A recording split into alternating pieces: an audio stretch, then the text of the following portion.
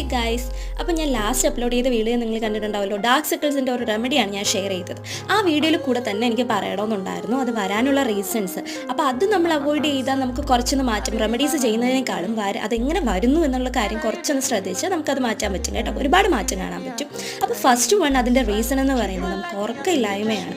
നമ്മളിപ്പോൾ കൂടുതൽ ആൾക്കാരും കുറച്ച് ലേറ്റ് ആയിട്ടൊക്കെയാണ് ഉറങ്ങുന്നത്, അല്ലെങ്കിൽ തന്നെ 7 to 8 hours ഒന്നും ഉറക്കം കിട്ടുന്നില്ല.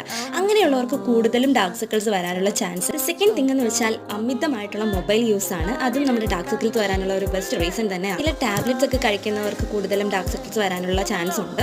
പിന്നെ എന്ന് പറയുന്നത് സ്പെക്സ് ഉപയോഗിക്കുന്നവർക്ക് നല്ല രീതിയിൽ ഡാർക്ക് സർക്കിൾസ് വരാൻ ചാൻസ് ഉണ്ട്. ഞാൻ സ്പെക്സ് ഉപയോഗിക്കുന്നതുകൊണ്ടാണ് എനിക്ക് ഡാർക്ക് സർക്കിൾസ് വരാനുള്ള കാരണം. അപ്പോൾ ഓൾമോസ്റ്റ് എല്ലാവരും നേരിടുന്ന ഒരു പ്രശ്നം തന്നെയാണ് ഡാർക്ക് സർക്കിൾസ്. മേക്കപ്പ് യൂസ് ചെയ്യുന്നവരാണെങ്കിൽ കൺസീലേഴ്സും ഫൗണ്ടേഷനൊക്കെ അഡ്ജസ്റ്റ് ചെയ്യാറുണ്ട്. അപ്പോൾ ഇത് ഡാർക്ക് സർക്കിൾസ് ഇല്ലാത്തവർ ഇങ്ങനത്തെ കാര്യങ്ങളൊന്നും ശ്രദ്ധിക്കുക. വന്നവർക്ക് ഇത് പോകാനായിട്ട് ഈ ക്രീംസോ ഹോം റെമഡീസോ ഒക്കെ അപ്ലൈ ചെയ്ത് കൊടുക്കുക. അപ്പോൾ ശരി, ബൈ. അടുത്ത വീഡിയോയിൽ കാണാം. എല്ലാവരും സേഫ് ആയിട്ടിരിക്കുന്നു എന്ന് വിചാരിക്കുന്നു. Bye bye.